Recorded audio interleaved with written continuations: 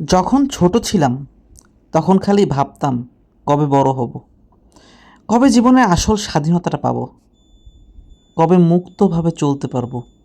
কেউ কোনো কিছু বাধা দিতে পারবে না, কারো কাছে কোনো জবাবদিহি করা লাগবে না। কিন্তু যখন বড় হলাম তখন মনে হয় যখন ছোট ছিলাম তখনই হয়তো আসল স্বাধীনতা পেতাম। মন চাইলে মাঠে যেয়ে বন্ধুর সাথে খেলতে পারতাম, দৌড়ঝাঁপ করতে পারতাম।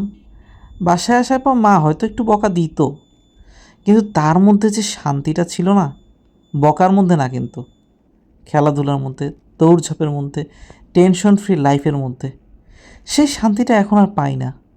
বড় হবার পর কেন জানি মনে হয় পুরো পৃথিবীটা মাথার উপর যেতে বসে। প্রেশার, সব কিছুর প্রেশার, অফিসের প্রেশার, বাসার প্রেশার, পরিবারের চাপ, সব কিছু।